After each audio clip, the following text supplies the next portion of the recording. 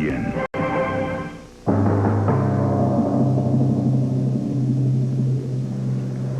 The military thunder and lightning of Operation Desert Storm unleashed full air power today on Iraqi installations.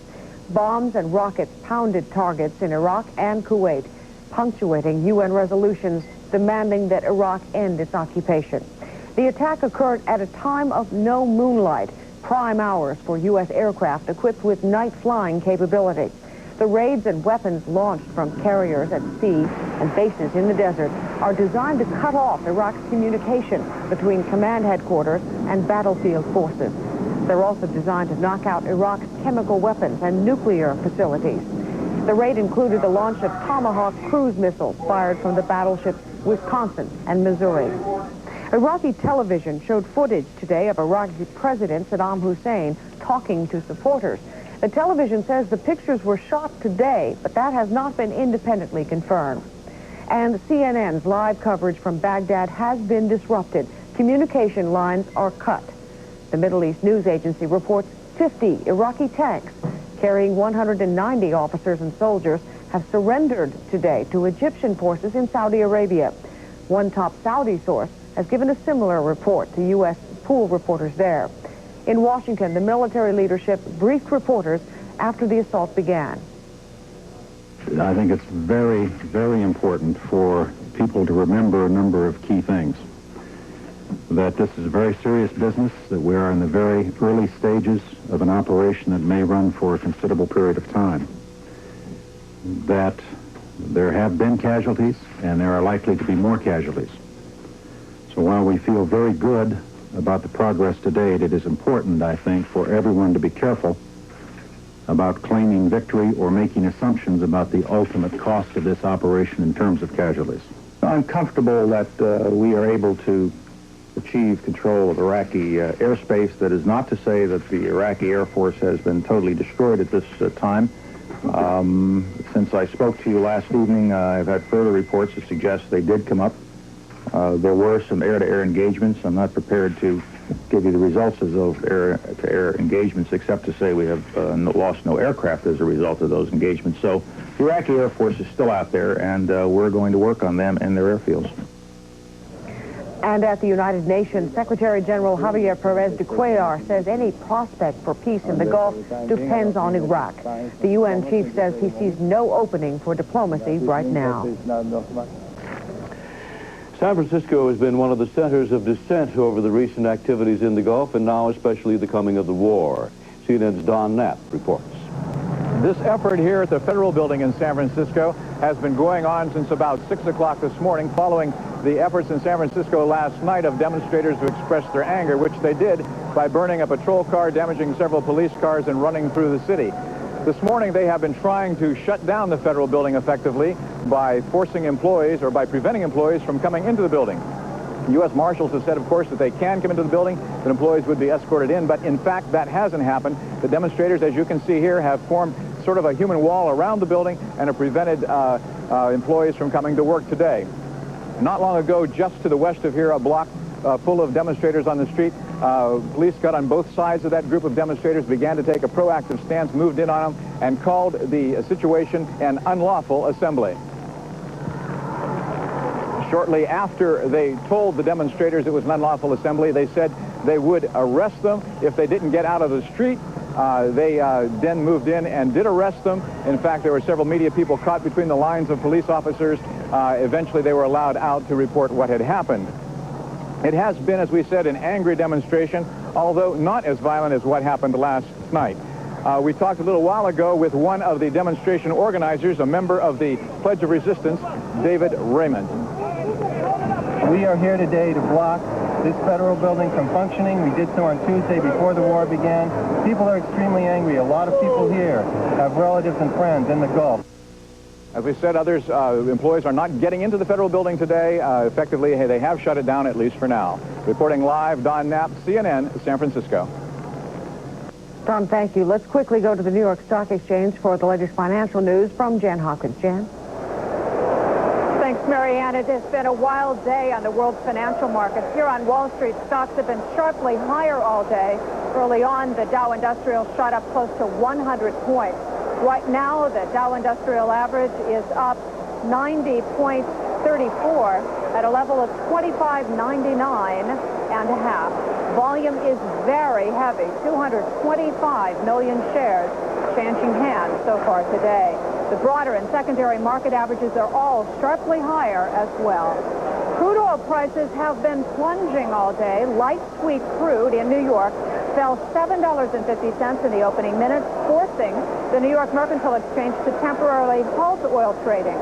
Trading resumed an hour later and prices headed lower. Right now, the benchmark U.S. crude down $8.75, selling at $23.25 a barrel. The decline in oil is giving a strong boost to bonds. The bellwether 30-year Treasury bond up 2 4/32, and that yield down to 8.20%. That's the latest in business news. We'll keep you updated as it's warranted. Now, with the Dow Jones Industrial Average up 91.5 points, I'm Jeanne Hopkins reporting live from the New York Stock Exchange. Thank you, Jan. And our coverage continues in just a moment. Stay with us.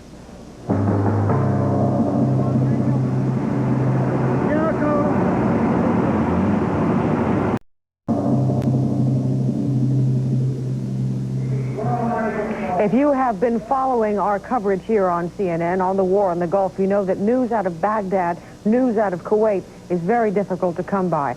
CNN's own line out of Baghdad has been shut down, and we've been trying to get more information from those two nations for you. With us on the phone right now from Kuwait City, inside Kuwait, is Ali Salem.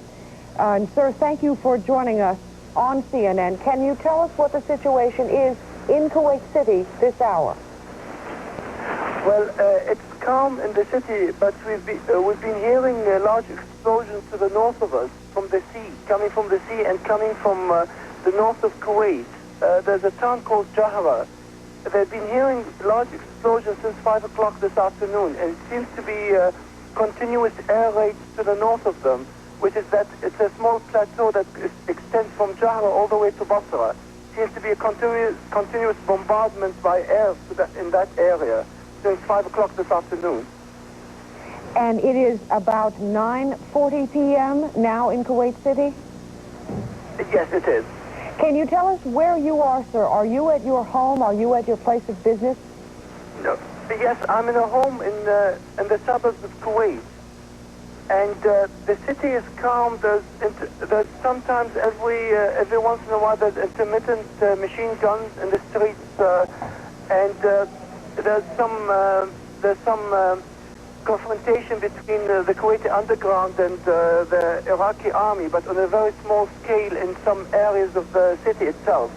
But it's it's calm as such, except for those huge explosions we're hearing from the north and coming from the sea. Have you seen any damage in Kuwait City itself? No, we haven't got any damage in Kuwait City, and we haven't got any bombardment of the Kuwait City. But we've got, since morning, we had 3 attacks, air attacks on an area near the airport where there's a big Kuwaiti army camp that that is used by the Iraqi now, and it has in that area there's also a military hospital. And according to some eyewitness from the hospitals inside Kuwait City, that some injured had been moved into those hospitals, but not in large. There could, there's score of injuries, not in the hundreds, in the tens, 20 or 30. But they assume that all the injured Iraqis had been taken to that military hospital in that camp in the southern part of Kuwait City. We have heard, Mr. Salam, some reports. One in the morning, one in the afternoon. Okay, sir, would you repeat that? I'm sorry, we didn't hear you clearly. Yes, we got, there was, it began at 3 o'clock in the morning. There was firing in the city itself, but it's mainly tracer bullets that have a red light at the end of them.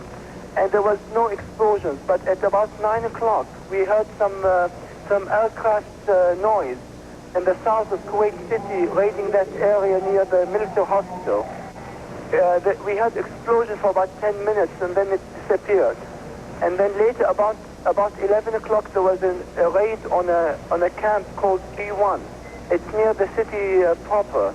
and it's also a huge camp. There was about 2 explosions and some aircraft noises were heard in that area. And then later, about 5 o'clock, that military hospital area was also bombed for about 20 minutes. And since then, we had, nobody confirmed any raids, but it seems that the Iraqi short guns in the Salmiya area, which is the horn of the Gulf of Kuwait, seems to be bombing the sea. Nobody can see anything in the sea, but I don't know, is it that they're afraid of something or they see something? We can't tell. Mr. Salam? Excuse me? We have had a number of reports about a varying number of Iraqi troops surrendering. Have you seen anything to that effect, or have you heard that yourself? No, I haven't seen anything, but I have an eyewitness that said that they have about 15 in the town of Jahra, and they have about 10 in an area of Kuwait that had surrendered, and they're keeping them in a safe house.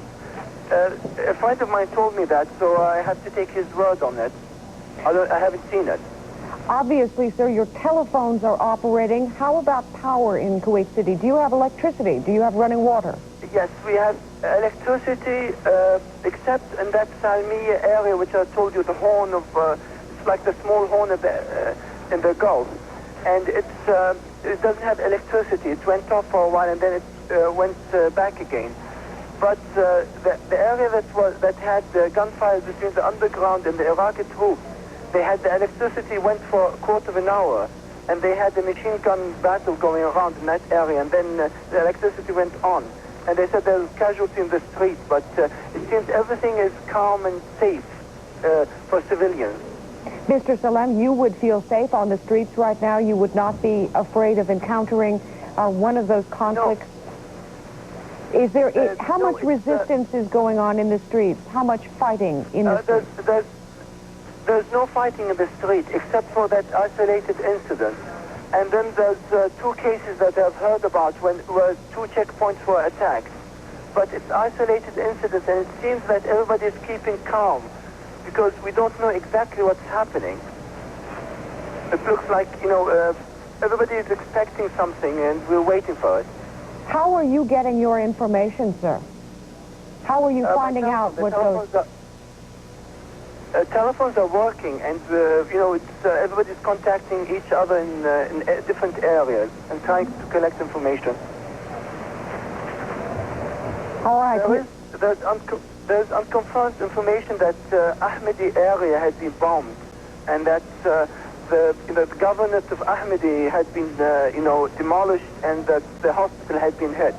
We just got it about half an hour ago. We haven't confirmed it yet, but. We're trying to get somebody, eyewitness to confirm that incident. We will also try to get more information on that. Before we conclude our conversation, Mr. Salam, are you aware of any Westerners who are still in Kuwait, any Americans, any Europeans? Yes, there's a guy that said that he's in contact with about 10 Americans in the city, and he didn't leave. He's a Vietnam veteran, and he seems to enjoy it. He said that he wants to see the end of it since he saw the beginning of it. Those Americans are in hiding still? No. The last time I saw him was 1 week ago. He had, he moved from his house to another house, and he goes around without any problem. I think he has fake IDs, one of the European countries' fake IDs, a Swedish ID. And Mr. Salam, you have everything you need where you are? There is enough food? There are supplies? Yes, there's no problem for the next couple of days. I mean, everything is, everybody is well stocked, and food is plenty, water is plenty. Everybody is anticipating things to happen, and he's waiting and see what's going to happen. We shall wait with you, Mr. Salam. Ali Salam calling us on our line from Kuwait City in Kuwait, where the streets are this hour quiet. Reid? Well, families at Langley Air Force Base in Hampton, Virginia are on pins and needles today, waiting word of the fate of their loved ones in that Gulf War. CNN's Tom Mintier is in Hampton, and with him is Janet Doucette, who we understand caught a glimpse of her husband on CNN today. Tom? Most definitely, Reid. The families here had a meeting this morning at 10 o'clock where they were given some information by the Air Force. They called them all together so that they could pass out some of the information. But with the high technology of today, sometimes the information comes a little faster than it does even through the military. Sometimes you sit at home in your living room, as we are right now with Jeanette Doucette. And Jeanette, you were able to see your husband, Captain John Doucette, who flies an F-15 from the 27th Tactical Fighter Squadron, who has been in Saudi Arabia for some time now. And we have that videotape right now of John Doucette, and we're going to play it again and let Mrs. Doucette hear it one more time. You sit there and you watch this stuff come up, and at some point you become comfortable almost with what you're doing because you're in your cockpit, and then you realize that this isn't the time to become comfortable with what you're doing because you've got stuff aimed at you. And it kind of jogs you back into reality, and you go, that is aimed for me. I need to be looking at it a little bit better. So it kind of brings you back into reality real quick. It truly wasn't until I was back down on the ground. The mission isn't over until it's over. And until you come back down on the ground and you go through your debrief, the mission is still going on. So until you get your feet back firmly on the ground, that's the point when you can go, okay, I'm done. But on this particular mission, there was no lack of adrenaline. There was no lack of impetus to make it all work out right and get back home. I don't think I'll ever become comfortable with the feeling of the fact that, you know, there's a possibility of, you know, endangering one's life. But this particular mission, I did not. I repeat, did not run out of adrenaline. I was gung-ho the whole way. Any regrets? Any second thoughts about what? I'm back on the ground. I've got no regrets. It went perfect. Are you looking forward to doing it again? Absolutely. Absolutely. John Doucette says he wants to go back and do it again. Absolutely. Does that describe your husband? Yes. He I don't know. He's really excited about doing this. He feels really privileged to be over there to fight for this cause, and I'm super proud of him and doing my best here to keep things, you know, running and smoothly, and so he doesn't have to worry about us. And yeah, he's just, I know he's real excited about this. When he left, God, 5 months ago, he was really sad to leave, but I could see in his eyes just this excitement of doing what he's been training to for so long. He's like, you know, finally I can show that I can do it, you know, and perform. Did it feel a little strange to be sitting there watching television to see your husband being interviewed in Saudi Arabia? Yeah, it was. I didn't expect it at all. I had gotten word earlier in the evening that they were okay, and so I kind of like knew that he was all right. But then when I saw him on television, it just, you know, this incredible feeling inside. It was like he really is all right. I could see him, you know, and he looks great. He really looks super. You're active in the family support group here on the base. How are the other wives doing? Holding out very well. We're a really tight-knit group, and we support one another and pass information back and forth, and we're constantly on the phone, especially the last day, you know, and I feel like I'm part of a family, you know, and not only for the wives, but the guys over there. I feel like they're all my brothers, and I'm praying for each and every one of them as well as my own husband. If right now you could look into that lens and send a message to John Doucette in Saudi Arabia. Go ahead. Say I love you. I'm so proud of you, and I hope you come home safe, and as soon as they can send you home, and that's about it. Okay. Jeanette, thank you very much. Jeanette Doucette. Her husband is in Saudi Arabia and described for the world what it was like to fly over Baghdad on his mission in his F-15. I'm Tom Mintier, CNN, reporting live from Langley Air Force Base in Hampton, Virginia. And this reminder, the ambassador from Kuwait to the United States is planning to hold a press conference very shortly, within the next hour, we believe. CNN will carry that live, and our coverage of the war in the Gulf continues.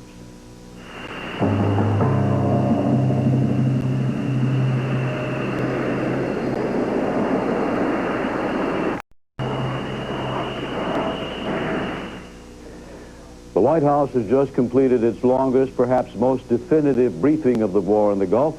CNN's Frank Sesno now joins us live to tell us what they're saying. Frank.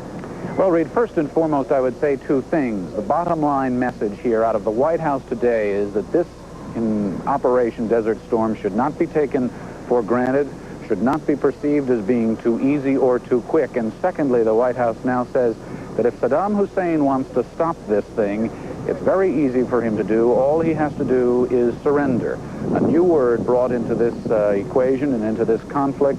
It's not simply Saddam Hussein signaling some interest in leaving. No pause here in this operation. It's onward to completion of the mission. White House spokesman Marlin Fitzwater offered a short statement at the top of the briefing, Reid, where he described Operation Desert Storm as a military operation of unprecedented size and complexity, very much an ongoing operation that will continue until the UN resolutions are implemented. He described the president as very heartened by the early Pentagon reports of low coalition casualties, but he said there is tough work ahead before the work is done. I quoted President Bush as saying the initial reports of losses and the accomplishments of the coalition are good, but we need to keep this in perspective. No one should suggest that this operation will be, in Fitzwater's words, quoting the president, will be short or easy. With the beginning of Operation Desert Storm, Fitzwater says, the U.S. embassies had instructed the governments or informed governments around the world that this was proceeding. So a pretty hard line, tough line coming from the White House, not particularly surprising, however, Reid. Does the White House seem to convey the impression to you that it fears the nation's euphoria may be outdistancing the reality of the situation and they're trying to put the brakes on? Well, there's a combination of mystery and concern. Mystery as to why there was not fiercer resistance by Saddam Hussein. Most likely, says a senior administration official here, is that Saddam Hussein is saving some of his tougher weapons for later on in this battle. And that's where the concern comes in, the concern that the battle will get longer, will be protracted, and will be costlier as time goes on. And so Fitzwater said the following, and I'm quoting, we won't be trying to give deadlines, dates, or durations because no one knows. It's a long way from over. Frank, we haven't had, since the origination of our briefings, a casualty report on the action that has taken place all during the daylight hours today. Is there any indication that perhaps it's been hotter and heavier in daylight time than we know now? Absolutely no information given, Reid, here on any of the operational details, on what casualties may be, on whether it's hot and heavy, where it may be, or also on these other reports we've heard of possible defections among the ranks. The interesting thing, though, is that that is clearly what the administration is looking for. Nor would Fitzwater say, for example, whether a ground assault is imminent or part of the plan. He did say this is going to be an incremental implementation of a plan that has been put together in totality, as we heard from the Pentagon earlier today. Turkey's President Özal told CNN that then, in fact, it turned out to be the case that he got his parliament to okay the use of U.S. planes that have been on his bases now for some time to make forays into Iraq. That must be greeted at the White House with pleasure. No specific response to that, Reid. In fact, when we asked Marlin Fitzwater as he was leaving whether the president has talked to Özal, he didn't even want to comment on that. But yes, the White House would be pleased by that sort of thing. The administration has wanted that second front, if it's available, at least to launch planes from Turkish soil. Frank Sesno, live from the White House with a lengthy briefing report on a briefing that the White House press corps has just been given. The war in the Gulf coverage of CNN will continue. I'm Reid Collins in Washington. And I'm Marianne Loughlin from CNN Center in Atlanta. We remind you to stay with CNN as our coverage continues, including in the next hour, we expect to hear from the Kuwaiti ambassador to the United States. Let me just insert something here as we continue to watch this full video from Saudi Arabia of some of the F-15s. The flash poll shows that President Bush has overwhelming support. We had heard prior to the beginning of Operation Desert Storm that probably the cruise missiles would be used first. Retired. Later, in the midst of the chaos of the Iraq war, was nothing but maybe a limited ground support, some airlift, reconnaissance. It wasn't really an air war. He saw for the first time what an air war can do if it's properly laid on. And so did some of us, I might add, because this is one of the 4-hour pause, during which time some diplomatic initiative was allowed to take hold, in other words.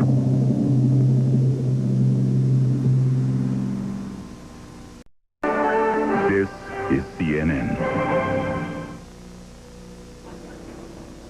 We continue now our coverage of the war in the Gulf. We're going to Washington for the news conference with the Kuwaiti ambassador. Military course of action was forced upon us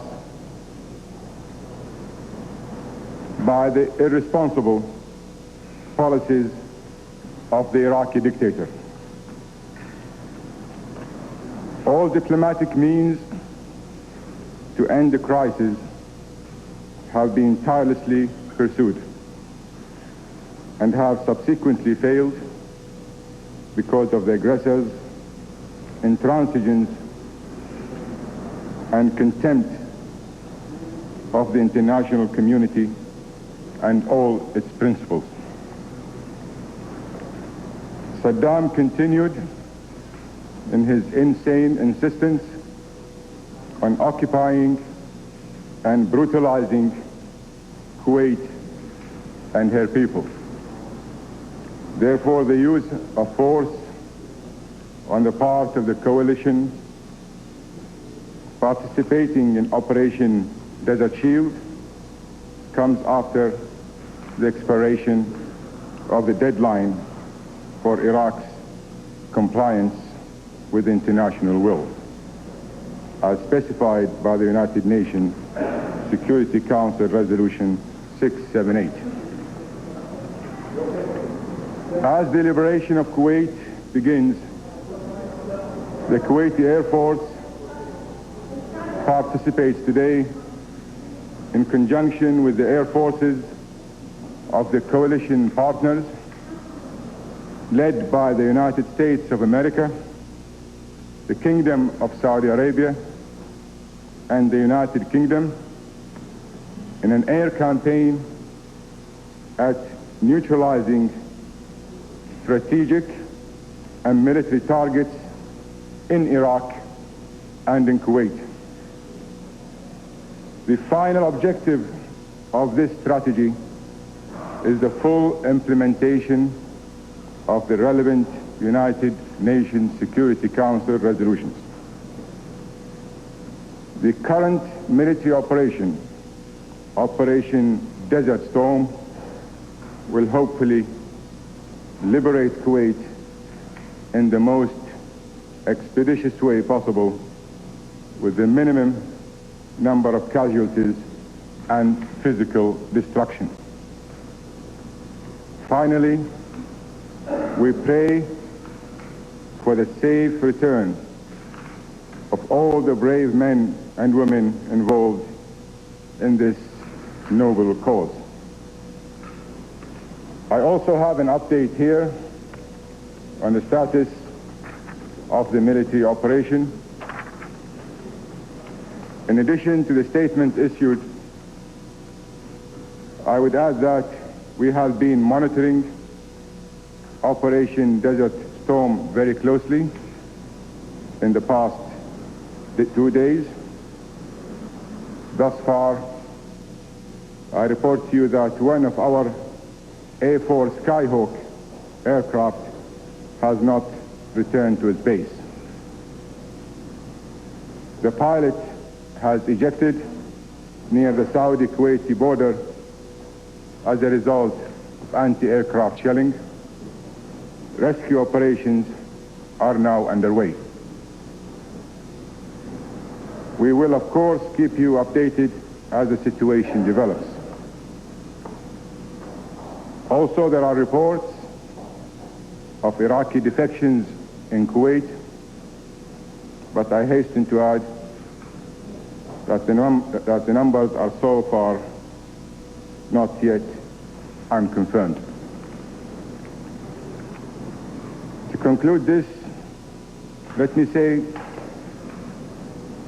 on behalf of my people and on behalf of my government, we are deeply grateful to all our brothers, allies, and friends, led by the United States of America and our brothers in Saudi Arabia, in coming to our assistance to liberate Kuwait.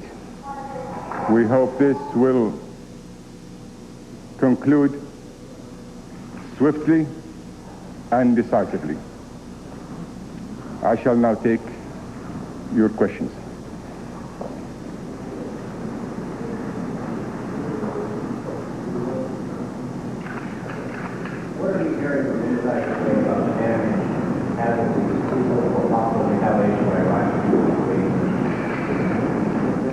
The sketchy reports we're getting now are very,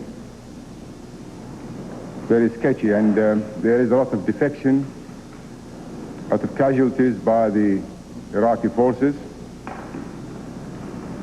and we are continuing to monitor by our private channels with Kuwait as to the situation inside. There were some earlier reports from Kuwait Radio Kuwait, that there was some ground action. Do you know anything about that in Kuwait, inside Kuwait City? We have no confirmation of these reports yet. Are the Emir and the al-Salah family fully committed to greater democracy in the region of Kuwait? We've heard some from young Kuwaitis that they're doubtful about it. No, we are addressing ourselves now to a much more important fact, which is the military operation that's taking place. I will have the chance to respond to your question maybe at a later date when things are quieter.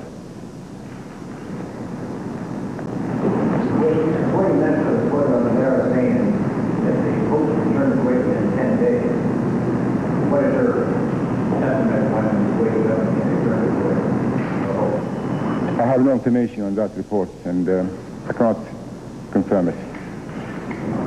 The lady...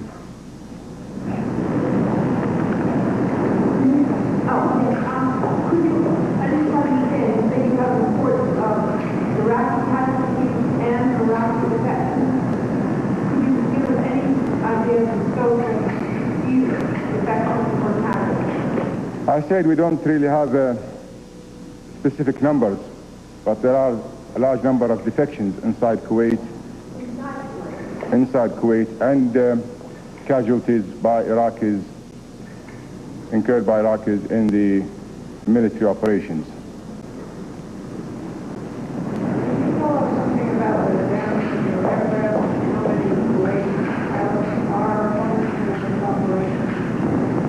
We have fully operational 2 squadrons of A4 Skyhawks, and they are fully piloted by our boys.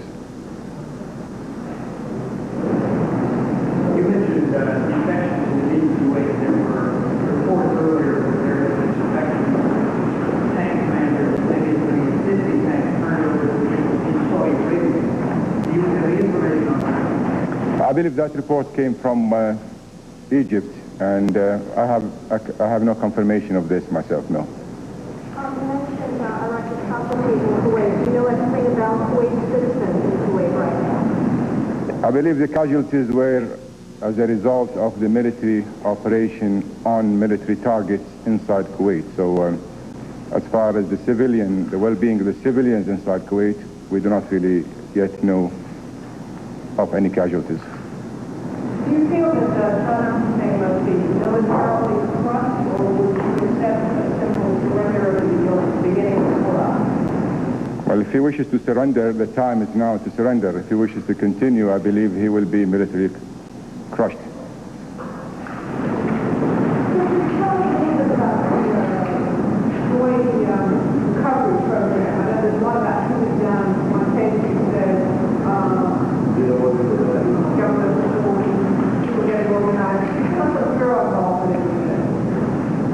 well, we have been preparing for the last over 2 months a lengthy and a massive planning program for the reconstruction of Kuwait, and we are in the process now of implementation of this program.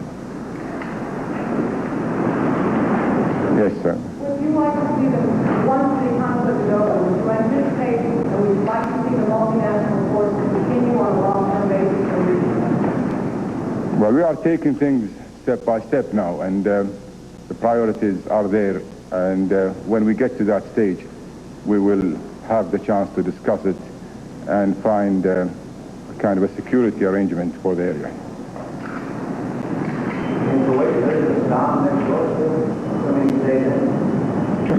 Well, let's wait and see. You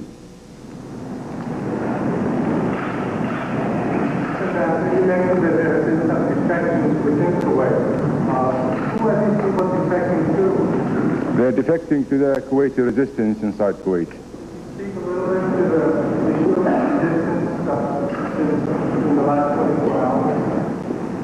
Well, I wish to elaborate more on this, but I'm giving you the information I'm getting first time from Kuwait. And as I said, that I promise that we will have updates as the days go on in this operation. Did the world overestimate Saddam's military capability? I believe that the world, number one, overestimated Saddam's military capability. And number two, the world also overestimated the loyalty of the Iraqi military to their leader. And I think we're seeing that our pilots are reporting that they are not encountering any significant resistance during their sorties inside Kuwait. So we can see that the Iraqi forces are not actually pleased with what they did in invading Kuwait, and now they are somehow relieved that they have been attacked by the multinational forces and have a chance now to defect. Well, that concludes it, and I promise I will be in touch with you to keep you briefed.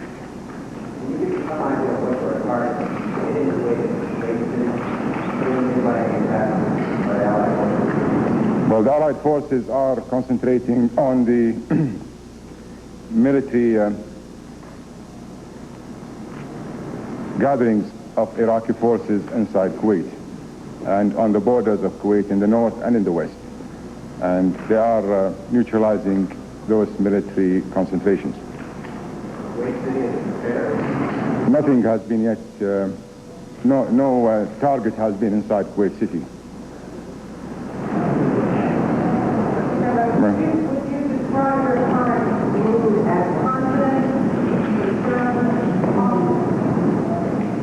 Confident and concerned, I believe, would be the proper description of our mood. We are concerned with the life of all the people who are involved in this operation, and we hope to see the minimal number of casualties, and we hope to see a decisive end to this whole military operation.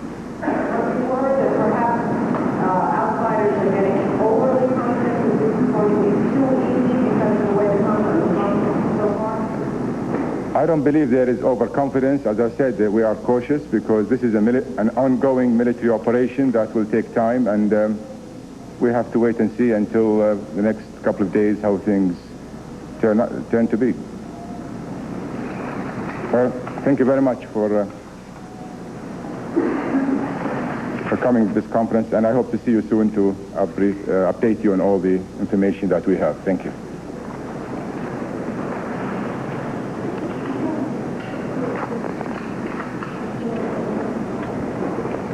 The Kuwaiti ambassador to the United States wrapping up a news conference saying that he is confident and concerned. We have this report in from Reuters wire services. Iraq still plans to attack Israel, it says, and has not done so yet for strategic reasons. Belgian radio quotes the Iraqi ambassador to Belgium saying that today he said the attack on Israel is coming. The decision has been taken. The timing is, of course, secret. That report attributed to Reuters wire services. Ralph? We have a first-hand report of the situation in Kuwait City now. It's from a Mr. Ali Salem. He said there had been numerous explosions, but he saw no damage to the city. Mr. Salem had unconfirmed reports of attacks on 2 Iraqi checkpoints in the city and 2 small groups of Iraqi soldiers surrendering. Again, these are unconfirmed reports.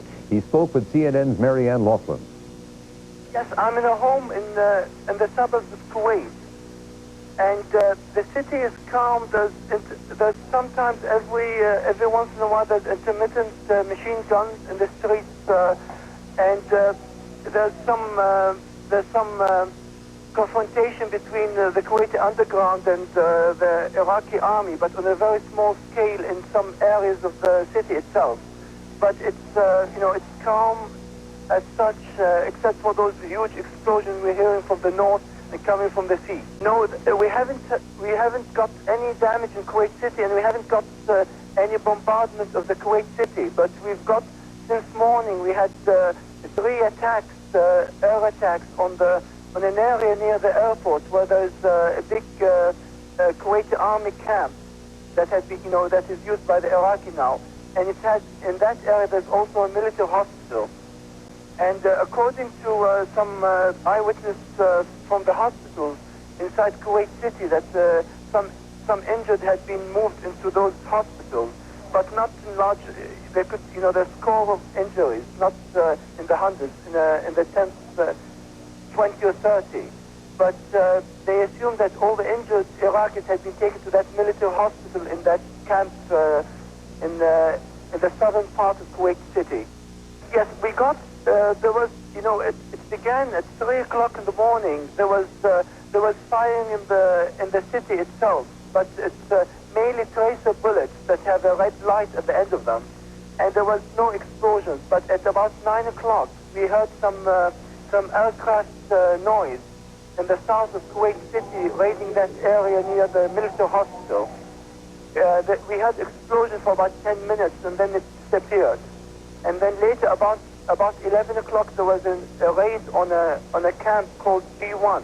It's near the city proper, and it's also a huge camp. There was about 2 explosions, and some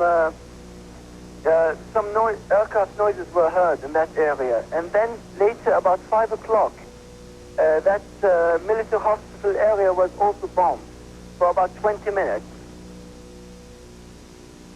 Again, that was a citizen of Kuwait City giving a first-hand account of exactly what has been going on there. Sharyl? We're going to the Pentagon now to get an update from Wolf Blitzer. Wolf? Yes, Sharyl, there are indications that U.S. ground forces are beginning to move closer to the Kuwaiti front, including Marine Corps amphibious landing forces, but there is no indication that the ground war, the long-awaited ground war, is anywhere near approaching.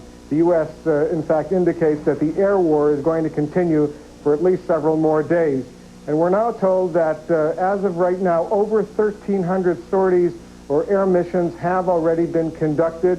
And we're also told by Pentagon sources that the United States air power is going to continue at this rate of about 1,300 or 1,400 missions a day.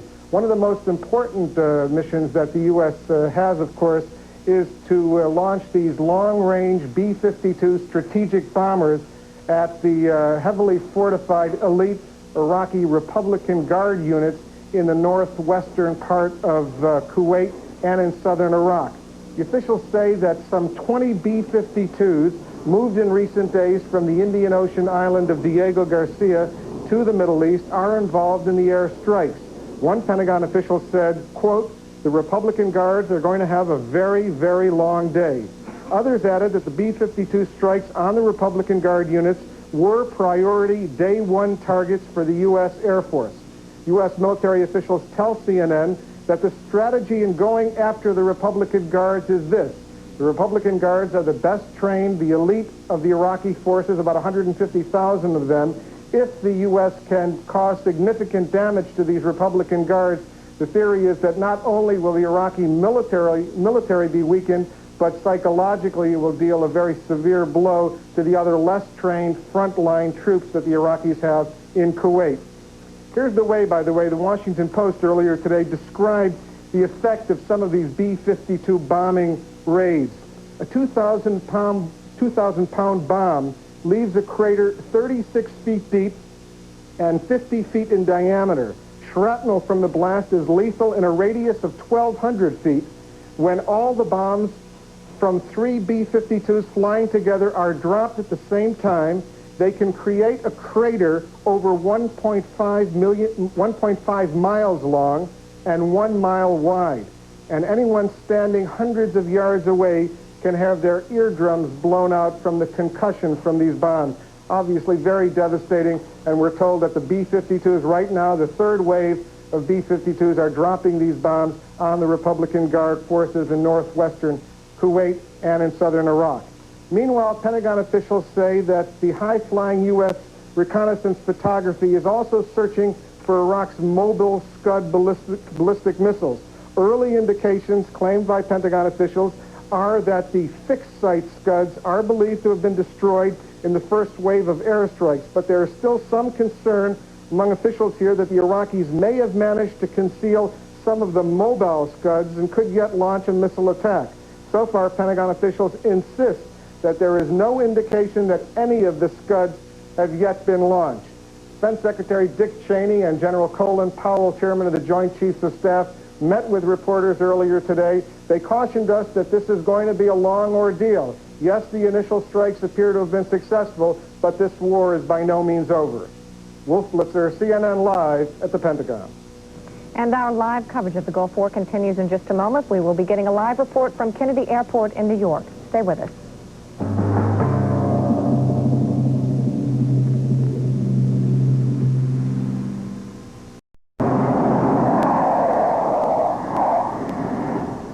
Operation Desert Storm is getting widespread support among people surveyed in the latest CNN Gallup poll. 895 people in the United States were questioned by telephone last night following President Bush's address to the world. 84% of the respondents saw or heard the president's speech. 86% were satisfied with the president's explanation for initiating hostilities. The commander-in-chief's approval rating for his handling of the Persian Gulf crisis stands at 81%. 79% of those surveyed go along with Mr. Bush's decision to go to war. How long will the fighting last? 17% of the respondents say just a few days. Another 39% believe it will be a matter of weeks. 23% think it will take several months of fighting before the conflict is resolved, and 5% believe Allied forces are in for a year or more of fighting. 16% of those surveyed had no idea how long the fighting might last. Before the conflict began, there were warnings that there could be terrorist activities around the world. That would include the United States, of course, and there have been increased security concerns ever since. Among those at airports around the world and in the U.S., one of those is at Kennedy Airport in New York. Jim Hill from CNN is there right now. Jim? Well, Ralph, what we're told, this is the first time that airports in the United States, John F. Kennedy among them, has been put on the highest level of security alert. Now, the FAA took that action late yesterday. Of course, that was a response to the initial bombing in Iraq, but in particular, it's a response to Iraq's promise to conduct a virtual war of terrorism around the world. Now, all U.S. airports should be seeing increased patrols of and a host of behind-the-scenes activities that we're told authorities can't really say much about. For passengers, that means some new rules. No curbside baggage checks are being allowed. Each bag has to be checked only by its owner. No unattended luggage is allowed inside. That will be seized by authorities. No parking within about 100 feet of terminals, and no unattended cars in front of airports. Those will be towed away. Only ticketed passengers, we're told, are being allowed past the security checkpoints inside airports. Now, authorities say they have quite an elaborate coordination between about 17 law enforcement agencies to head off any kind of trouble. We're looking for everything. Anything that is questionable, we will stop, question, check out, to make sure that it's nothing that is out of the way or could cause us a problem, whether it be vehicles or passengers. Now, all of this does add time for passengers. We're told people should leave about an hour and a half worth of time to do this elaborate check-in, and 2 hours when it comes to international flights. This obviously does discourage some people. Travel agents say a lot of people have been canceling some of their reservations. Right now, it's kind of a slack time at this airport, so it's hard to tell how many people are holding back. I'm Jim Hill reporting live for CNN from John F. Kennedy Airport, New York. CNN's Jeff Flock has been measuring opinion as this war continues. Right now, he is at a gas station in Independence, Missouri. Jeff?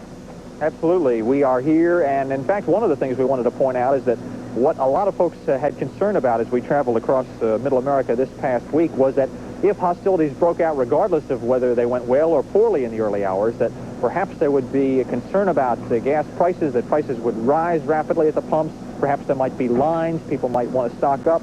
At this point, at this gas station, which is one of the busiest ones in Independence, not a whole lot of activity right now. And in fact, the prices right here, if we look up at the sign, we can see that prices are very good. If you live in a place like where I live in Chicago, you know that is a very good price for a gallon of gasoline at this time. So right now, no great problems with prices jumping here, although we've had other reports of those problems elsewhere around the country. Let's see if we can sample a little bit of public opinion. We've been stopping folks all over the Midwest over the last few days. Now that this has actually happened, what are your thoughts? Well, I believe that Bush has forewarned Saddam plenty of times to alleviate from Kuwait, and I'm glad that I stand behind his choice. I'm just I'm worried about our troops. I'm just hope everybody gets home safe, but I believe in what Bush is doing. I really do. Good deal. Thanks very much for your time. I appreciate it. That's about all we've got time for here. For now, I'm Jeff Block, CNN, reporting live, Independence, Missouri. We'll continue our coverage of the Gulf War right after this.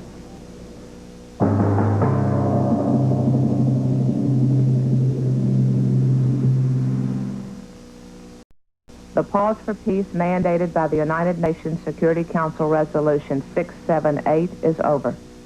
Our objective is to achieve full Iraqi compliance with the United Nations Security Council resolutions. We had hoped to achieve that peacefully, but Saddam Hussein rejected the pause for peace and refused to recognize the Security Council resolutions. He rebuffed all peace envoys and categorically rejected any Iraqi withdrawal from Kuwait. As a result, we and our coalition partners are now using military force to ensure compliance with the resolutions. The international operation will continue until full compliance with the United Nations resolutions has been achieved. Now, while U.S. troops near the Kuwaiti border are reportedly sitting tight, CNN's Charles Jaco in Saudi Arabia reports that a top Saudi source says 40 to 50 Iraqi battle tanks have surrendered near the Egyptian border. The chairman of the U.S. Joint Chiefs of Staff says the Allied forces are close to achieving major control of Iraqi airspace. General Colin Powell says more than 100 Tomahawk cruise missiles have been fired and that B-52 bombers are back in action against units of Iraq's elite Republican Guards. CNN's contacts with Baghdad was cut off a little bit more than 3 hours ago. CNN's Don Miller has more on that and a wrap-up of today's events so far. For near 16 hours, CNN's team in Baghdad was the world's key source of what was going on in the Iraq capital. And then, just before 11 a.m. Eastern Time, 7 at night in Baghdad, we, unfortunately, have been ordered to cease transmitting. It was an order given by the Ministry of Information. The reason for this order was military censorship. We have been told that we may no longer transmit live to our audience, and that in the future, taped reports will be subject to censorship. So, that's For the Allied forces of Operation Desert Storm, the news from the front is predominantly positive. Cruise missiles.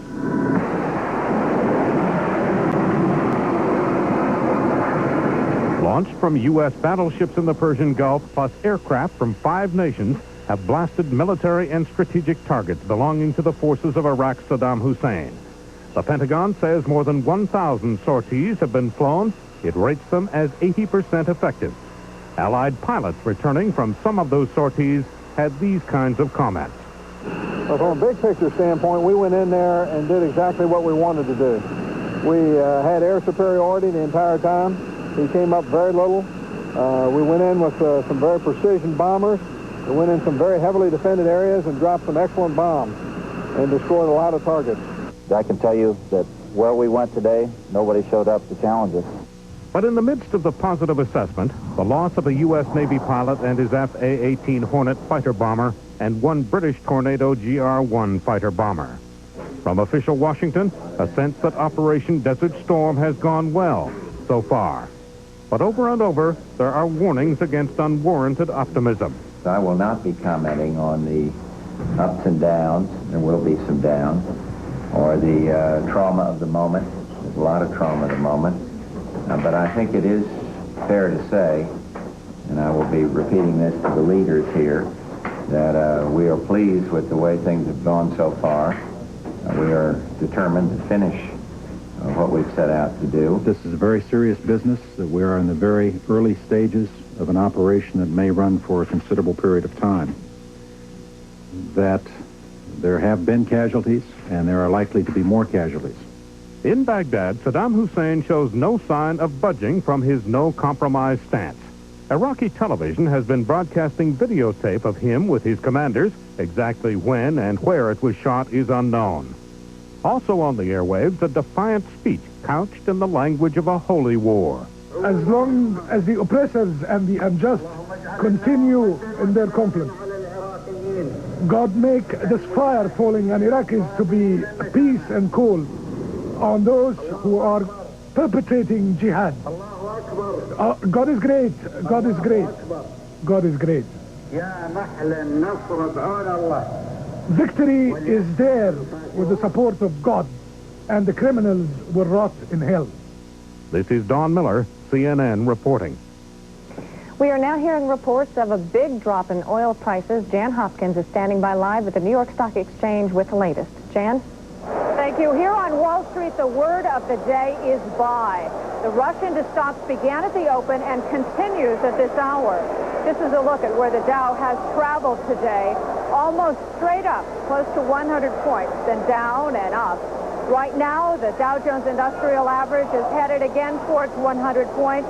It's up 98.5 at 2607.42. Volume very, very heavy, 252 million shares traded so far. Advancing issues are ahead of declining issues by a 7-to-1 margin. The broader market is up sharply. The New York Stock Exchange Composite Index up more than 5 points. The S&P 500 Index up more than 10 points. The American Stock Exchange Index up 3 1/3 points. The over-the-counter market, the NASDAQ Composite, up 9.5 points. I think the floor is exploding now because we just went over 100 points. In San Francisco, though, today, some anti-war protesters tried to disrupt trading at the Pacific Stock Exchange. They were turned away, and all other exchanges report business as usual. Oil prices are sharply lower today at the New York Mercantile Exchange. Not only are supply fears eased, but the market is selling on fears of an oil glut. Right now, the U.S. benchmark crude is off $9.60 a barrel. It is selling at $22.40 a barrel. Unleaded gasoline futures falling sharply also. A gallon off 20 cents, selling for 62 cents. We just came down below 100. In the credit markets, the Treasury's 30-year bond enjoying its biggest rally in nearly 3 years. Right now, the long bond up 2. We just went over 100 points. Long bond up 2 10/32, and the yield down to 8.19%. Precious metals are sinking at the New York Commodity Exchange. Investors losing interest in them as safe havens. Gold is down $29.70, and silver is down 17 cents. The dollar is falling as well. It's off 4 3/4 yen against the Japanese currency. It's down almost 4 pfennigs against the German mark, and it's off 2 cents against the British pound. We will keep you updated now with the Dow Jones Industrial Average up 100.5 points. I'm Jeanne Hopkins reporting live from the New York Stock Exchange. What an incredible day in the stock exchange. One of the areas we want to continue to hear from throughout the day is the United Nations. Lots of comments to come from there, and apparently some of the ambassadors had some things to offer on the war in the Gulf. CNN's Charles Feldman is there, and he has this update for us. Charles? Yes, in fact, there is some very strong support coming from the Soviet ambassador to the United Nations for the Allied action in the Persian Gulf. He says that he doesn't feel there ought to be any pause. In fact, says the Soviet ambassador, military action needs to run its course. The moment he is ready to announce to us and to the world that he is leaving Kuwait on his will, then I think we will take over from the generals. Also, the Iranian ambassador to the United Nations met with the Secretary General carrying a message from the president of Iran. The Iranian ambassador, as I said, carrying that message from the president of his country. The message was about the regret of President Rafsanjani about the conflict that has been caused by the invasion of Iraq, of Kuwait, and also included the desire of President Rafsanjani of an intensified effort to end to this conflict. Of course, by withdrawal of Iraq, of Kuwait, and withdrawal of foreign forces from the region. The Iranian ambassador also expressed his concern to the Secretary General about any refugee problem and offered Iran's help, humanitarian help, to any what he called victims of the Persian Gulf War. That is the latest now from the UN. Charles Feldman, CNN, reporting live from the United Nations. And we're getting this report from Jordan. According to a report just in from Iraqi radio, we have new casualty figures reported from Iraq. Iraq is now saying there are 23 dead and 66 injured. Those are new updated figures, 23 dead and 66 injured. Also, as we promised you a little while ago, or as we told you, we didn't promise, but we hope to have an interview with Libyan leader Muammar Gaddafi. We think we are coming very close to that interview, and we will have it for you momentarily. We shall continue with more of our coverage right after this.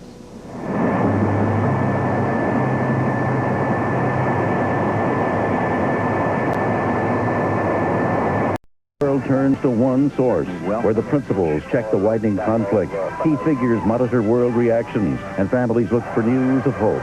Now, more than ever, shouldn't you be watching CNN? The world turns to one source, where the principals check the widening conflict, key figures monitor world reactions, and families look for news of hope. Now, more than ever, shouldn't you be watching CNN?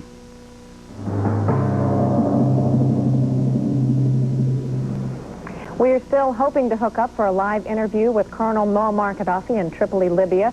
But in the meantime, joining us here in Atlanta is retired Air Force General Perry Smith. General Smith, besides being a noted air warfare expert, is a longtime friend of the commander of Allied forces in the Gulf, General Norman Schwarzkopf.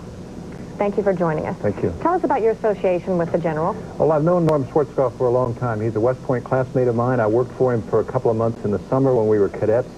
He comes from the same background. I come from a military family. He comes from a military family. We were both very much touched by World War II. I watched the Japanese drop bombs on Pearl Harbor when I was 6, and he was with his father in Saudi Arabia during much of World War II. And you roomed with him for it? We roomed with him. I roomed with him for 2 months in the summertime of one of our summer training periods.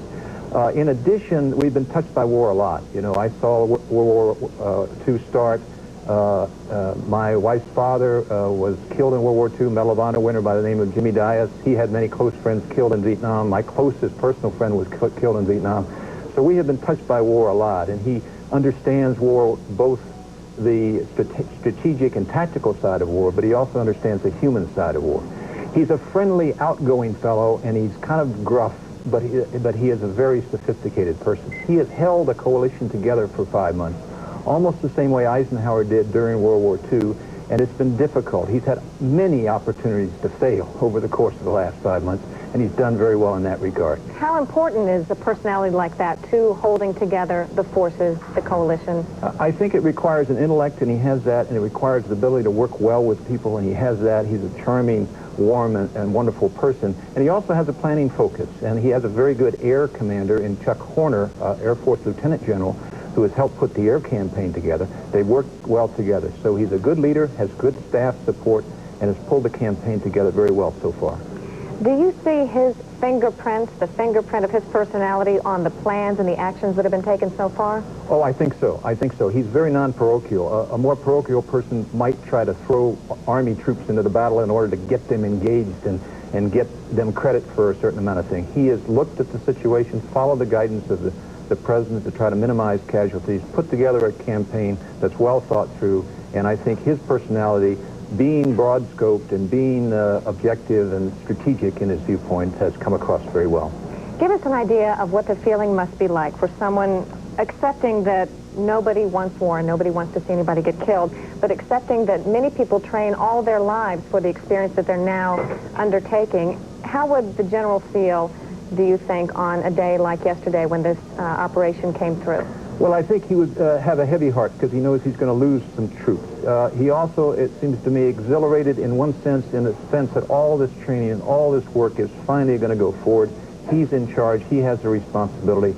He enjoys leadership, and I think he will probably be uplifted by this experience. I want to switch a minute and talk about some of the latest news that we're getting tactically from Iraq and Kuwait, and ask you why you think we haven't heard anything from the Iraqi ground troops in Kuwait, why they still seem to be in defensive positions. What might they be waiting for? Well, they are in very strong defensive positions. If they started to move, they would become more vulnerable to attack. They think they can probably ride out air attack better in their ground positions. They hope, I think, that we would attack and they would take advantage of their very strong defensive positions and therefore would be hurt very badly in the attack. And so they're just hunkering down and trying to be as minimally vulnerable as possible. What about the bunkers that we hear about, that there are a lot of protection offered by Iraqi bunkers? They are very strong, and we heard U.S. military officials admit that. Will we be able to penetrate that, do you believe, at some point with more bombing force? Yes, it's very difficult to penetrate a bunker, but with this ordnance that has the accuracy of down to a foot or less, and with some very specialized kinds of ordnance, we can penetrate those bunkers if we have a direct hit, which isn't too hard with a laser-guided bomb or an electric optical guided bomb. And so slowly but surely we can take out those bunkers. When would you think that we might be ready, the United States rather, would be ready to move in and use their ground troops? We understand that there will be Air Force use for at least the next several days. At what time is the ground forces right? Are the ground forces right to use? I think when the Iraqi soldiers are really in desperate shape, close to being ready to give up, to surrender, the Army folks and the Marine folks can come forward, put that additional pressure on them, and then have them collapse. And I think that would be the time. Thank you. Major General Perry Smith will be with us throughout our coverage of the war in the Gulf. We hope to be talking to you again very soon. Our coverage of the Gulf War continues in just a minute.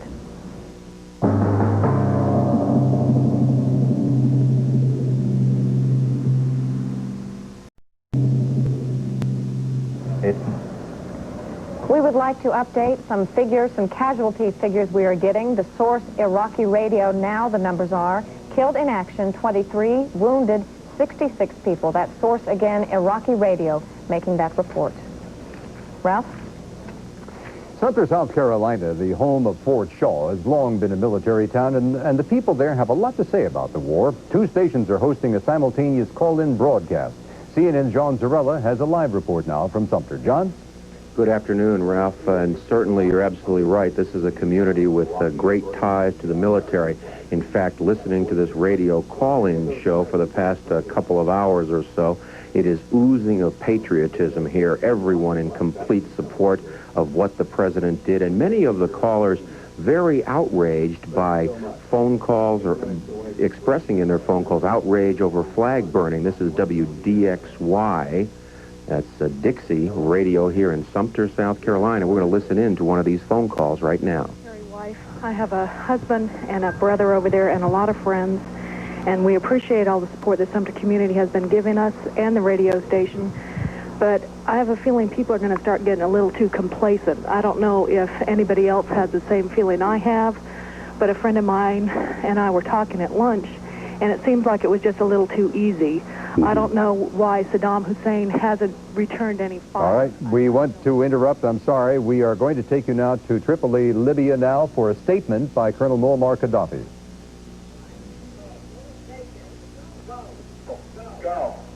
Yes, the situation in the Gulf is very serious, and I am afraid that very serious consequences may reflect on the relationship between Arabs and Americans in the future.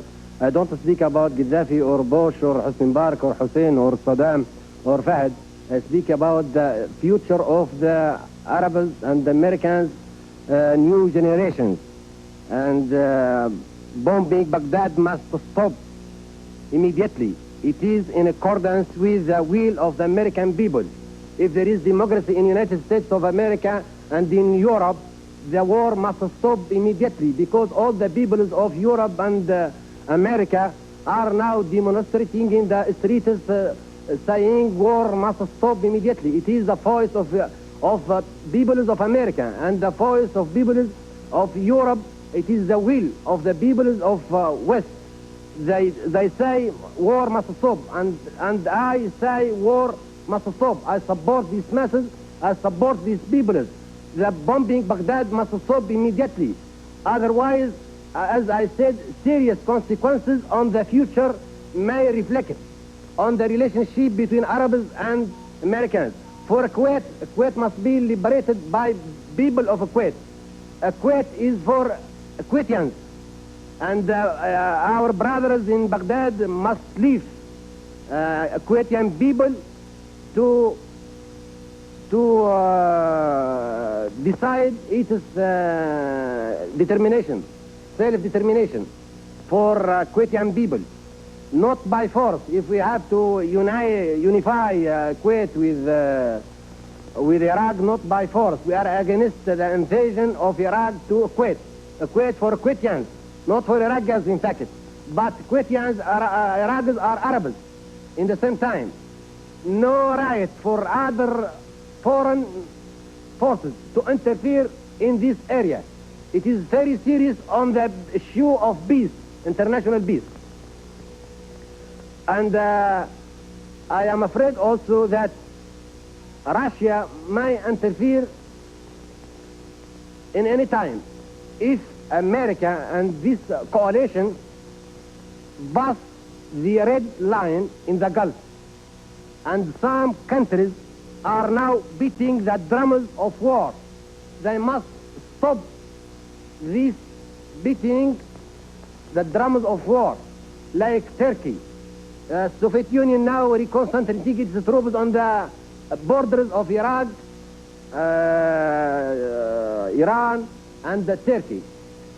Turkey now is beating the drums of war, as I said. And NATO now speaks about to spread its troops in the Mediterranean. What is the relation between Mediterranean and the Gulf? I am afraid that serious deterioration may take place in future, and all the world find themselves involved in Third World War. And this one is different from the Second World War, First World War. This age is very serious. There is nuclear weapons and chemical weapons and biological weapons, and we have to stop war immediately and to solve this problem peacefully. And we as Arabs, we have to do our best to solve this problem brotherly between Kuwaitis and Iraqis. An emotional Libyan leader, Colonel Muammar Gaddafi, saying there could be serious, grave consequences between the Arab and American people for years to come because of the Gulf War. He even touched on the possibility of a third world war. We should tell you that we had anticipated and hoped for an interview with Colonel Gaddafi. That was not possible. All we could bring you was this statement. Sharyl? The Allied blitz against Iraq is drawing mixed responses from U.S. newspapers. Most agree that force could not be avoided, but some urge restraint in further military action. The Wall Street Journal says, to the many people in the world who still look to the United States for leadership, it is reassuring to have been witness these past months to a president who has the political skills to achieve serious goals. USA Today comments, there will be no Middle East peace, nor will this nation be at peace with itself until we know not just that the war thwarted aggression, but that it will bring lasting peace.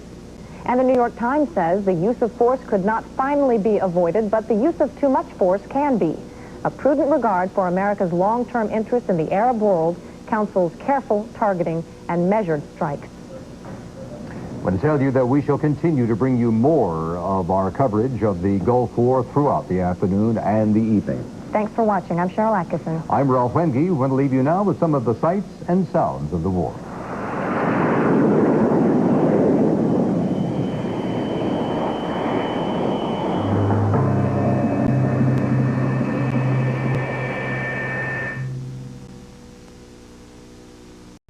Is CNN.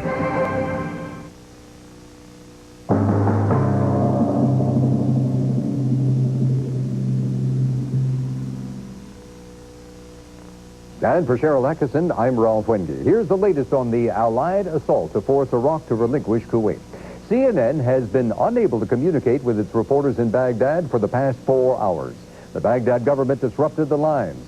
In late-breaking developments elsewhere, the White House is calling on Iraqi President Saddam Hussein to lay down his arms and comply with UN demands for withdrawal. Now, in a Baghdad radio report that was monitored in Nicosia, an Iraqi military spokesman says 23 Iraqi civilians have been killed, 66 wounded in the raids that began before dawn. The radio says the casualties include women, children, and the elderly in Baghdad and in 4 other regions. Baghdad radio also says that Iraqi forces shot down a total of 44 warplanes in the first 13 hours of the air attack. The Pentagon and Allied commanders are disputing these figures. The report also contradicts a statement from Kuwait's ambassador to the United States. He says that 1 Kuwaiti jet went down in anti-aircraft fire, raising the number of Allied aircraft losses to 3. He says the Allies are trying to rescue the pilot of the Kuwaiti aircraft. With more now, here's CNN's Dave Michaels. B-52s are said once again to be pounding Saddam Hussein's best troops, the Republican Guards. But after almost 17 hours of nearly unlimited communication from the Iraqi capital, and at the same time Iraqi TV pictures of President Saddam Hussein praying, CNN's link with Baghdad was cut. We, unfortunately, have been ordered to cease transmitting. It was an order given by the Ministry of Information. The reason for this order was military censorship. Along with the pictures of President Hussein, a speech. The Iraqi leader saying Bush would rot in hell. Shortly after, Western reporters said Iraqi TV disappeared from the air. With full video now available of planes returning from battle, the Pentagon reports only one U.S. jet has not returned, the Navy F-118 its pilot believes killed. Also, one British Tornado down, 4 French jets hit, but they made it back to base. A phone call from Kuwait brought news of air attacks and occasional gunfire in the streets. We've been hearing large explosions to the north of us, from the sea, coming from the sea and coming from the north of Kuwait. Every once in a while there's intermittent machine guns in the streets, and there's some confrontation between the Kuwaiti underground and the Iraqi army. The Turkish National Assembly voted to allow U.S. planes from air bases inside Turkey to join in the attack against Iraq, adding to the coalition's available forces. President Bush attended church in Washington shortly after telling reporters he was pleased with the results of the military operation so far. We are determined to finish what we've set out to do. At the Pentagon, assessments are still being made of the damage done. One other result of the fighting so far, crude oil prices plummeting on world markets. Dave Michaels, CNN, reporting. We are going to the Pentagon now to get a live update from CNN's Wolf Blitzer. Wolf, are the Allied airstrikes continuing right now? Yes, Cheryl, we're told that the Allied airstrikes are continuing. There have been so far over 1,300 sorties or missions since the war started. We're also told that they will continue for several days, approximately at the rate of about 1,400 missions a day. It is clear why the initial air attack took place after dark, but why are the most intense air attacks continuing to happen after dark in Iraq? Well, they're continuing not only after dark, Cheryl, they're continuing throughout the daylight as well. And Air Force experts here, Air Force officials at the Pentagon, say this underscores what they claim is U.S. air superiority. The fact that the United States is flying these missions not only in the nighttime but also in the daytime means that there's a high degree of confidence that the United States can get away with it, especially with these B-52 strikes, these huge lumbering jets. They're a very inviting target. The fact that they are going sortie after sortie at these heavily fortified elite Republican Guard bases in northwestern Kuwait and southern Iraq indicates to U.S. aviation, Air Force experts here, that the United States, they claim, controls the skies. The losses have been described, at least on the Allied side, as very light so far. Why is that, do you think? Well, we're told that none of the Iraqi Scud missiles even were launched. There are concerns that perhaps some of the mobile Scuds may yet be launched, but the fixed Scud sites appear to have been knocked out. And the first targets of the U.S. Air Force, the Navy fighters, the first targets were anything that could endanger U.S. air power, especially the anti-aircraft batteries, all the radar facilities, anything involving SAM missile sites. All of these things were apparently knocked out, and as a result, most of the Iraqi planes didn't even take off to challenge the U.S. Air Force. And I will add also that these airstrikes are continuing throughout all of Iraq, including in and around Baghdad. We are told strategic targets as precisionally conducted as possible, but these bombing rates continue. At what point do you think it would make sense for the United States to use its ground troops? Eventually, the U.S. will send in ground troops, assuming that the Iraqi military has not yet surrendered. It's unclear exactly how long that will go, but officials here from Defense Secretary Dick Cheney and General Colin Powell, the chairman of the Joint Chiefs of Staff, they make clear that this initial phase is going to involve strictly U.S. and allied air power. Thank you. Wolf Blitzer reporting from the Pentagon with the latest. Ralph? Now, most of the talk we're dealing with today has to do with war, with fighting, with casualties. But every once in a while, a word called peace slips through. People still talking about how can we end this? Can we end this? Is there possible for a new peace initiative? Well, apparently they're talking about that at the United Nations today. A new initiative apparently is underway, and it's coming from Iran. Let's go to the UN's Jeanne Moos. I have to say that's not really the way we understand it at this point. The Iranian ambassador, it's true, did see the Secretary General today, but we understand the main thing he was interested in was refugees coming from Iraq into Iran, assuming there is fighting there and that bombing there at least. And that was the main reason for the Iranian ambassador's visit to the Secretary General today, although he said, of course, they would love a peaceful solution to be worked out. At this point, the UN Security Council isn't meeting, and it's not expected to meet. Not even the countries that have opposed the use of force, namely Cuba and Yemen, those two countries aren't at this point expected to put forward any kind of ceasefire resolution, or at least they haven't yet. But apparently they feel that there is no support for such a resolution in the Council. As one diplomat put it to me a short time ago, no one wants to put themselves in a ridiculous position of trying to get through something that has no support. We do know that the Algerian ambassador in Washington is here in New York to see the Secretary General. He wants to ask the Secretary General to do what he can to stop the destruction. We understand that the Algerians believe they have confirmation on their own that the Republican Guard in Kuwait has been decimated. And supposedly the Algerians want to be on the record asking the Secretary General to kind of do the impossible to try to stop the fighting. The Secretary General left the building a short time ago, and here's some of what he had to say on his way out of the building. Well, what do you expect me to say? Anyway, I am following the developments with sadness because, of course, I don't like war, as you don't like war. And the only way of putting an end to this situation would be the Iraqi decision to withdraw from Kuwait. And that seems to be what everyone is saying. The only way this can end at this point is for Iraq to announce it is withdrawing from Kuwait. As for the Iraqi ambassador to the UN, no one has seen him today. No one saw him yesterday. We believe that all the Iraqi delegation is in the Iraqi mission to the UN. We understand that they're having trouble communicating at all with Baghdad, which is understandable under the circumstances, and we understand they're simply holed up there, waiting to see what happens and watching on television. I'm Jeanne Moos reporting live from the UN. All right, Jeanne, we shall continue to follow the developments there throughout the day and the evening. Sharyl? We have several different reports. First of all, we heard earlier that France's armed forces chief was saying that Iraq was no longer able to launch a serious chemical attack against Saudi Arabia or Israel because the launch sites had been neutralized. Then we heard a report from Reuters saying Iraq still plans to attack Israel and has not done so yet for strategic reasons. That quote from the Iraqi ambassador. Let's see what Linda Schezer can tell us from Jerusalem. Linda? Cheryl, it feels a lot different in this country than it did just 24 hours ago. There is a great sense of relief in Israel, although the country is far from being completely relaxed. Emergency regulations are still in effect at least until tomorrow. People are being told to stay close to their homes, close to their gas masks, and to be prepared for anything until this war is over. Now, the Air Force is still on high alert. Pilots have been sitting in their cockpits 24 hours a day. They are circling Israeli airspace, prepared to head towards Baghdad if Iraq does launch an attack against Israel.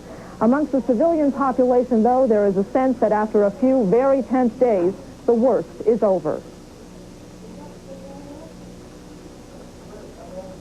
The headlines in Israel read war in boldface, but within 2 hours after Operation Desert Storm was underway, Israelis learned with a great sense of relief that at least for now, they'd be watching this war from the sidelines, but watching it very closely. As you know, we still maintain the state of alert. Our citizens are still at home. We are on other forms of alert. In Tel Aviv, the city Saddam Hussein promised to make his first target if war broke out, streets were deserted. Israelis heeded the army's order to stay in their homes, to open the cardboard boxes containing their gas masks, and to be prepared for a possible chemical attack. But the missiles never came to Tel Aviv, and by early afternoon, some people ventured outside. Practically everyone had their gas masks with them, but the tensions had clearly eased. This is Israel today. We feel good. Everybody feels good. So we were afraid, and now we are relaxed a little bit. In the days preceding the war, plane loads of tourists headed out. But on the day it started, 2 planes carrying new immigrants touched down in Tel Aviv. As they disembarked from the airplane, some learned from an Israeli cabinet minister that they'd arrived in a country still at peace. You see, I prayed for Israel. I prayed for Israel. As new citizens of Israel, they were quickly issued gas masks at the airport. The immigrants had barely arrived when they got their first lesson on how to live in a tough neighborhood. Meanwhile, in the occupied territories, Palestinians were confined to their homes. Only, unlike the Israelis, it was not by choice. Soldiers imposed widespread curfews to head off rioting. The army was concerned that Palestinians would step up violence as a way of helping the Iraqi war effort. Israel may be watching the war from afar, but it is watching it very closely. Army spokesman Nachman Shai says that Iraq still poses a threat to Israel, that it does possess some mobile missiles that are capable of reaching here, so the danger has not passed, but it has certainly diminished. This is Linda Schezer reporting live from Jerusalem. Linda, almost to try to counter that point that the danger has passed but not diminished, the Iraqi ambassador to Belgium was quoted as saying the attack on Israel is coming. The decision has been taken. The timing is, of course, a secret. Did you hear that report there, and did you get any reaction to it? We have heard that report here, Sharyl. The chief of staff here said that Israel is even expecting that Iraq may launch those missiles, and for that very reason, the Air Force is on high alert. Of course, the civilian population is still very relieved. As you saw, people are in the streets. Restaurants and stores are still closed. People, as I said, believe that the danger has passed, but the Army is still taking the threat very seriously. Thank you, Linda Schezer in Jerusalem. Ralph? Washington, D.C., a very busy place today. Among the more busy, the State Department. Let's go to CNN's Ralph Begleiter for an update. Ralph? Ralph, the United States has had no contact with Iraq, directly or indirectly, since the military attack began, according to the State Department. And that means there have been no messages exchanged either way, not even through third parties. Secretary of State James Baker has not talked with officials from any other nation, but has spent his time in meetings with President Bush and Defense Secretary Cheney. State Department spokeswoman Margaret Tutwiler put it bluntly when she said there is no diplomacy going on. Officials here say there is no plan even to pause the Allied military operation against Iraq to allow for any diplomatic conversation. And the U.S. insists the only thing which could now stop the attack would be an Iraqi withdrawal from Kuwait and full compliance with the United Nations demand for restoration of Kuwait's previous government. Since the attack began, the State Department says there have been some demonstrations at some American diplomatic outposts, but no reported incidents of terrorism. Apparently, the American Embassy library in Milan was struck by a couple of Molotov cocktails, and there have been some broken windows at the U.S. Embassy in Islamabad, Pakistan. There have been a few incidents at non-U.S. government facilities, such as airline ticket offices and, in one case, a Harvard University property in Italy. But officials so far do not consider those any more serious than demonstrations. The U.S. considers itself at a high level of counterterrorism alert, but officials say there is no specific and believable information which would suggest any terrorist attacks are in the works. Ralph Begleiter, CNN, reporting live from the State Department. Ralph, we know there are still some American citizens in Baghdad. Is the State Department saying anything about them? Well, at this point, the State Department sort of feels those Americans had adequate and ample opportunity to leave Iraq if they wanted to do so. They point out that many flights went out of Baghdad with empty seats.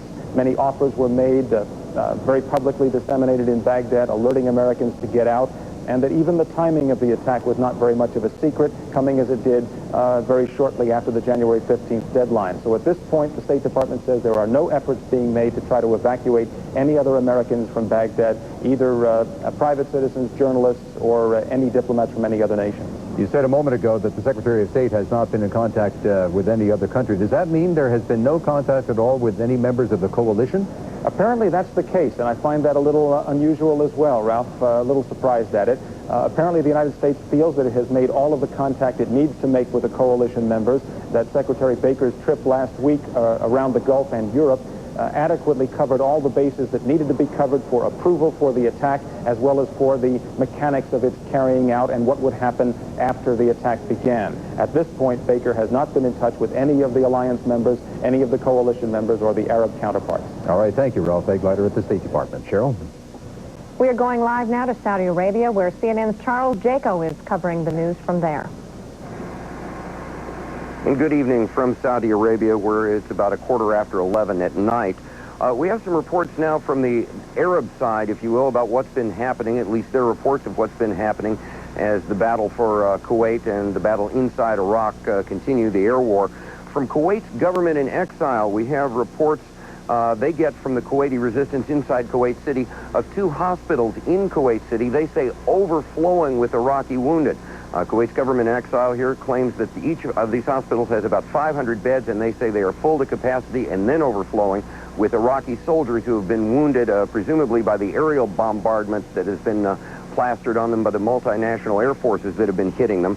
Also reports from the Kuwaiti government relayed through the Kuwaiti resistance of Iraqi soldiers abandoning positions in Kuwait City, 4 specific incidents of them abandoning positions in Kuwait City, abandoning machine gun positions and anti-aircraft positions. Now, we're also getting reports from the Saudi Arabians that Iraqi mines have been laid between their troops and the multinational forces in Saudi Arabia. The Saudis claim this is to keep the Iraqi troops from defecting and crossing over. The Saudi military officials also say 40 to 50 Iraqi tanks have defected and have surrendered to the Egyptian army. We've heard rumors of tanks surrendering and what have you, but this is expected, and we have prepared areas for defectors, and we are expecting defectors in thousands. Have you received any? Have you received any yet? Any Yes. defectors yet here in Saudi Arabia? Are they here? Yes, they are. They are here, and we were anticipating to as soon as this mine problem is taken care of. Again, those mines he's referring to are the mines, supposedly, according to the Saudis at least, laid by the Iraqi army, not so much to keep the multinational force out, but to keep Iraqi soldiers from defecting. This is from the Saudis and from the Kuwaiti government in exile here in Saudi Arabia. As far as the air war goes, what we get from here have been nothing in the past hour or so, but before this, we were getting Tornado fighter bombers of the British and Saudi Air Force and F-15 fighter bombers of the U.S. and Saudi Air Forces taking off quite often. Right now, the skies here in Saudi Arabia are quiet. We don't know if the air war is still being prosecuted over Iraq this evening. We're led to believe it is. Again, to sum up, the Arab officials here we've spoken to are fairly confident about the way things are going for the Saudis and the Kuwaitis. They claim that there have been small-scale Iraqi defections, and they hope it snowballs into something larger. We'll just have to wait and see if that develops. Charles Jaco, CNN, reporting live from Saudi Arabia. You know, much of the information we're getting from this region of the world comes to us from military people, occasionally from others, and the problem is we don't get to hear too much from the people, the citizens of the areas that are involved in this war. Well, about 2 hours ago, CNN's Marianne Loughlin spoke with a citizen of Kuwait City in Kuwait.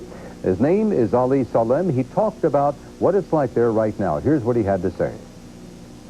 No, it began at 3 o'clock in the morning. There was firing in the city itself, but it's mainly tracer bullets that have a red light at the end of them, and there was no explosions. But at about 9 o'clock, we heard some aircraft noise in the south of Kuwait City, raiding that area near the military hospital. We heard explosions for about 10 minutes, and then it disappeared.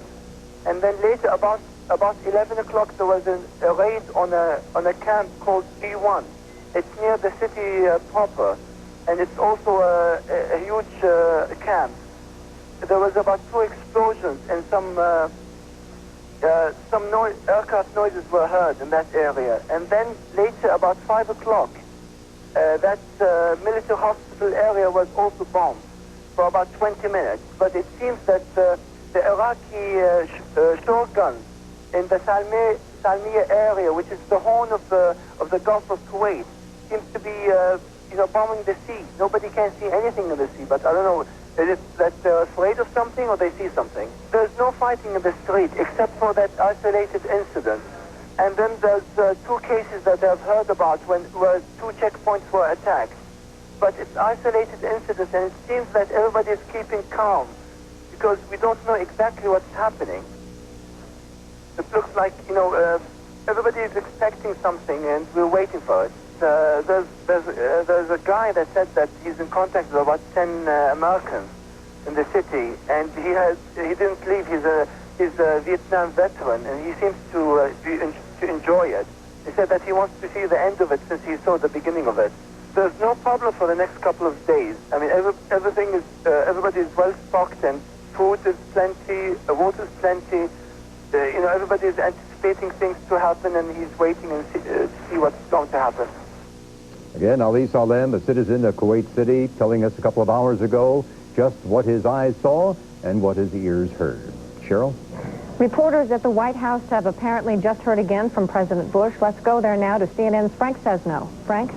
Sharyl, surrender. That's what White House officials say Saddam Hussein has to do if he wants to stop the war that they say he began. Just a few moments ago, President Bush began a meeting with his cabinet. He was asked whether he is out for unconditional surrender by Saddam Hussein. The president replied, "Our objectives are clear." He said he doesn't want to get into semantics. Let's listen to what the president had to say.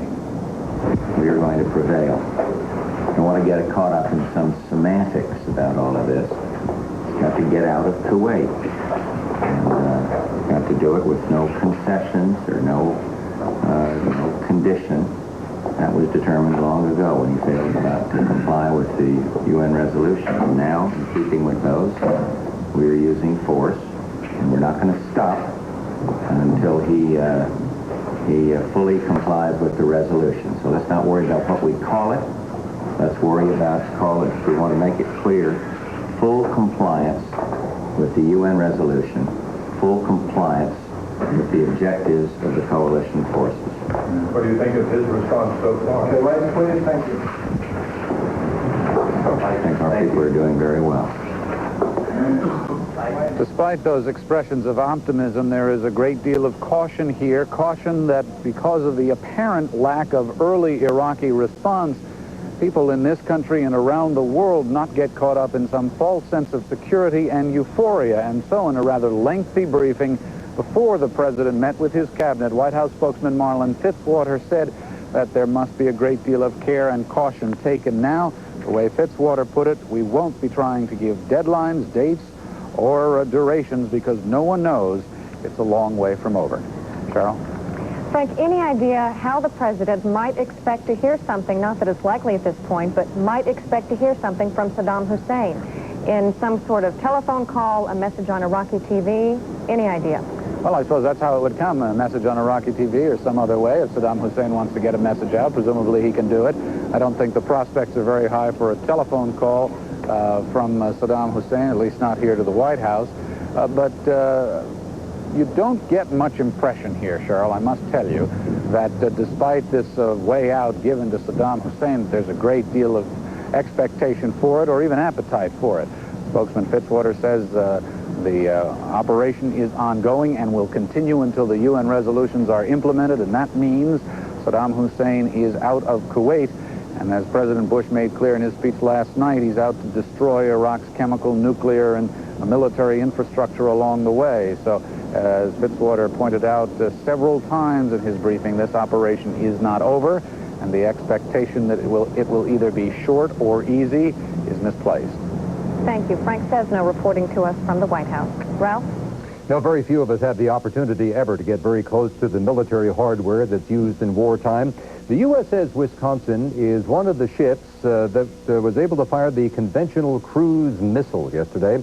We have pooled pictures of these cruise missiles, and we want to share the sights and the sounds of them with you now.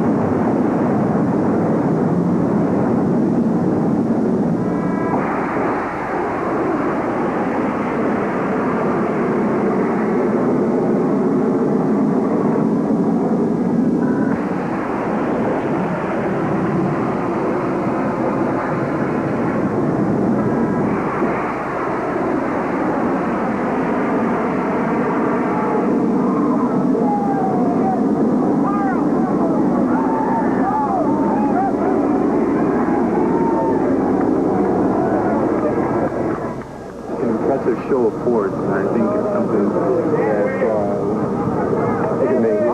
something that definitely